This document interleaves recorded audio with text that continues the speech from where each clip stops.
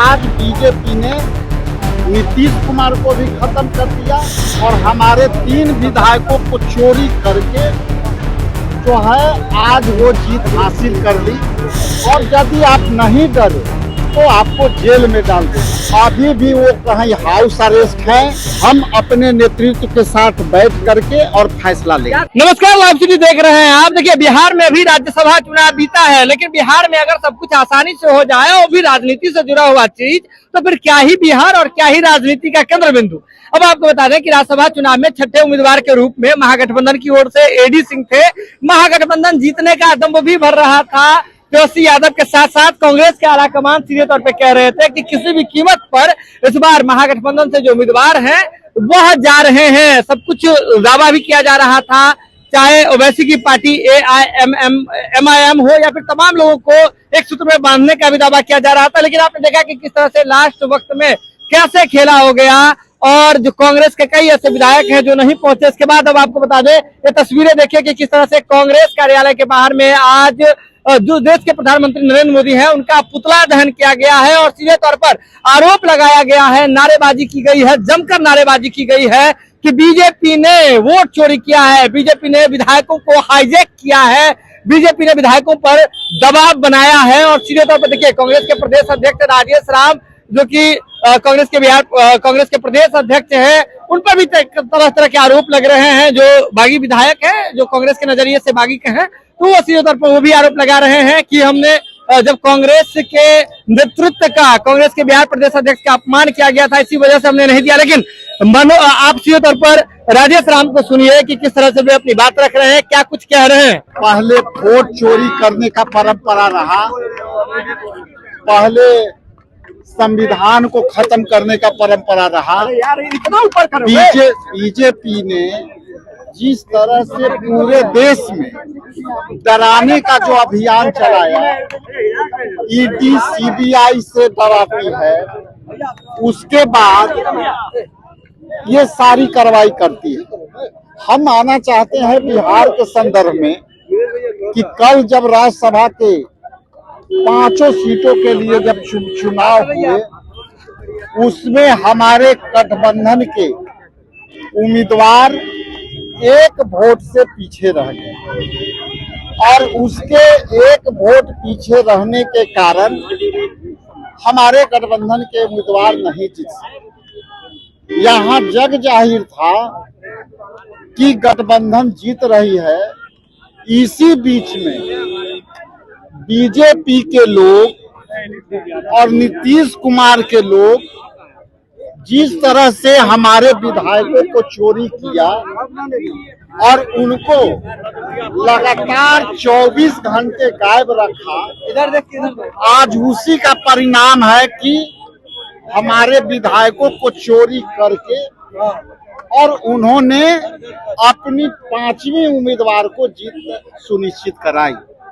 BJP का ये परंपरा रहा है कि जिस पार्टी के साथ उनकी दोस्ती रहती है उनको भी खत्म करती है। तो दूसरे तरफ नीतीश कुमार जी को भी यहाँ के राजनीतिक हत्या कर दी।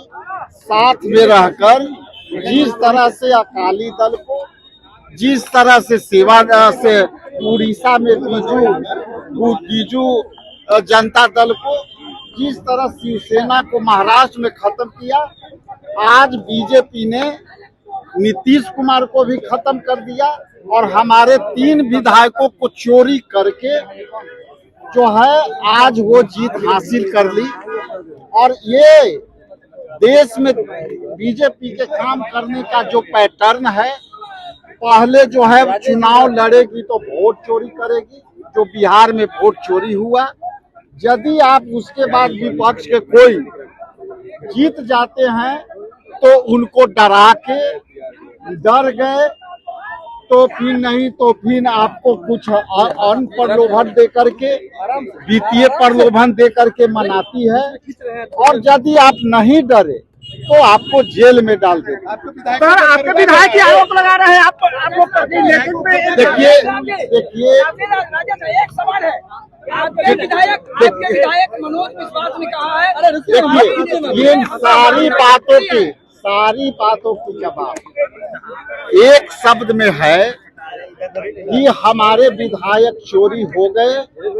उन पर कौन सी दबाव पड़ी है कि जो व्यक्ति दम भरता था कि हम आए हैं कांग्रेस पार्टी में, हम लोग नए हैं, हम कांग्रेस के विचारधारा से जुड़े हुए लोग हैं, आखिर ऐसी कौन सी बात हो गई कि हमारे विधायक हमारे कैंडिडेट के खिलाफ वोट दिए और आज हमारे खिलाफ बोल दिए।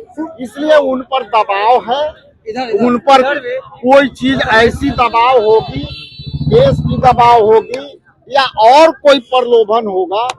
हम बात करने की कोशिश कर रहे हैं कि आपकी कौन सी दबाव है जो आप दम भरते थे कि हम कांग्रेस पार्टी के पक्का सिपाही बन रहे हैं। हम विपरीत परिस्थिति में कांग्रेस पार्टी ने हमें मौका दिया और हम पार्टी को मजबूती के साथ खड़े हैं और आज कौन परिस्थिति है कि वो ये बयान दे। लेकिन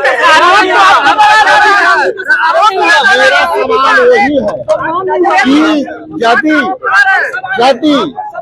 ये ज्यादा ये स्पष्ट है कि अभी हमारे विधायक अभी हमारे पास उपलब्ध नहीं है, अभी भी वो कहीं हाउस अरेस्ट है, अभी भी वो स्वतंत्र नहीं है, बयान वो दे रहे हैं अपने स्थान से। यदि मेरे से संपर्क होंगे तो हम सारे बात बोले, लेकिन वो कहीं न कहीं बीजेपी के दबाव में उनके साथ जरूर कुछ इस तरह का दबाव है जो दम भरते थे कि हम आज कांग्रेसी हैं, उस पर होगी। ये सारी विषय का जवाब हम अपने नेतृत्व के साथ बैठ करके और फैसला लेंगे। मैंने कहा कि हम सभी विषयों और सवालों पर गंभीरता से विचार कर रहे हैं और हम केंद्रीय नेतृत्व से, हमारे नेतृत्वकर्ता राहुल गांधी जी हैं, खड़गे जी हैं, उनसे विस्तृत विचार विमर्श करके हम जो है बात करेंगे। हम क्षेत्रीय पार्टी नहीं है कि हम जो है एक व्यक्ति फैसला करेगा कि आपको राज्यसभा बनना है तो आप राज्यसभा जाइए, हम वैसे पार्टी के नहीं। तो वीडियो देख लिया आपने, चीजों तौर पर समझिए। राजेश राम स्पष्ट रूप से कह रहे हैं कि उनके विधायक अब भी दबाव में हैं, उनके विधायक को अभी हाउस अरेस्ट करके रखा गया है। बीजेपी के दबाव में सारे विधायक हैं, खुल करके सामने नहीं आ पा रहे हैं। कार्रवाई वाली बात पर कह रहे हैं कि आला कमान से बातचीत करेंगे, आला कमान को सब कुछ पर अवगत करा भी दिया गया है और आला कमान से बातचीत होने के बाद कार्रवाई भी सुनिश्चित की जाएगी। लेकिन सीधे तौर पर देखिए कि कांग्रेस कार्यालय में किस तरह से भी जो है हलचल मची हुई है। तमाम लोग जो हैं वो कैसे यहाँ पहुंचे हुए हैं, कांग्रेस के तमाम आला कमान के जो लोग हैं वो यहाँ पहुंचे हुए हैं। चर्चाएं देखिए, मुद्दा तो बड़ा है हो गया ये राज्यसभा चुनाव में। देखिए, सबसे पहली बात यह है कि जो 5वां उम्मीदवार एनडीए ने दिया वो गलत नीति से दिया गया, गलत सोच समझ से दिया गया। जो चार सीट था वो एनडीए का, जो वोट का आंकड़ा था वो 4 सीट था जो एनडीए के हिस्से का था और 1 सीट जो था वो गठबंधन के हिस्से था। 5वां सीट इसलिए उम्मीदवार दिया गया कि अलोकतांत्रिक तरीके से केंद्र और राज्य सरकार की शक्तियों का दुरुपयोग करके हम किसी तरीके से खरीद फरोख्त करेंगे। विधायकों को डराया गया, धमकाया गया, लोभन दिया, प्रलोभन दिया, क्या किया गया ये वही लोग बताएंगे। लेकिन ये तो कांग्रेस नहीं ना रख पाई विधायक, ये एक अलग बहस का विषय हो सकता है, क्यों नहीं विधायक वोट कर सके हैं। सबसे बड़ा सवाल ये है कि सारे विधायक पहुंचे, 243 विधायक थे, लेकिन कोई 2-4 विधायक क्यों नहीं पहुंच पाए। ये जो है सरकार को क्या लगता है क्या हुआ? नहीं, मैं तो कह रहा हूँ ये जांच का विषय है ना कि 4 विधायक क्यों नहीं पहुंचे। डराया गया, ईडी, सीबीआई, इनकम टैक्स, क्या धमकी दिया गया, पैसा दिया गया, कौड़ी दिया गया, शासन प्रशासन का क्या उसको बांध के रखा गया, उनको रोक दिया गया, अपहरण कर लिया गया, क्या किया गया, उनको वोटिंग तक कहाँ थे वो, ये तो जांच का विषय है ना। ये जांच का विषय है। देखिए, कांग्रेस के जो तमाम लोग हैं वो कह रहे हैं कि ये जांच का विषय है कि आखिर विधायकों के साथ क्या हुआ, कैसे हुआ। लेकिन सीधे तौर पर समझिए, कांग्रेस पूरी तरीके से गर्म है। कांग्रेस कह रही है कि बीजेपी में हाईजैक करने की कोशिश की, विधायकों को किसी कारणवश नहीं पहुंचने दिया गया ताकि वे राज्यसभा चुनाव के वोटिंग के दौरान वो हिस्सा ही नहीं ले सके। और इस कारणवश जो है एनडीए के जो 5 के 5 उम्मीदवार थे उसने विजय तिलक लगा लिया, यानी कि 5 के 5 जो राज्यसभा के उम्मीदवार थे एनडीए की ओर से, उन सबको जीत जो है वह मिल गई। और सीधे तौर पर समझिए कांग्रेस में आज पुतलादान भी किया गया है। लेकिन अब ये देखना दिलचस्प होगा कि क्या ऐसे विधायकों पर कार्रवाई होती है, कांग्रेस कार्रवाई कर पाती है। तो कांग्रेस ने दावे पहले किए हुए थे कि हमारे विधायकों में कहीं कोई दिक्कत नहीं है, सभी संपर्क में है, सब कुछ ठीक है और अच्छी तरीके से महागठबंधन का ही उम्मीदवार जीतने जा रहा है। लेकिन अंततः नतीजा नहीं हो पाया, जो जिस बात के लिए दावा किया जा रहा था वह पूरा नहीं हो पाया। तो अब देखना यह दिलचस्प होगा कि कांग्रेस का अगला कदम, अगला रुख जो है वह क्या होता है। अब जुड़े लाइव सीरीज के साथ, लाइव सीरीज पर खबरों का सिलसिला लगातार जारी।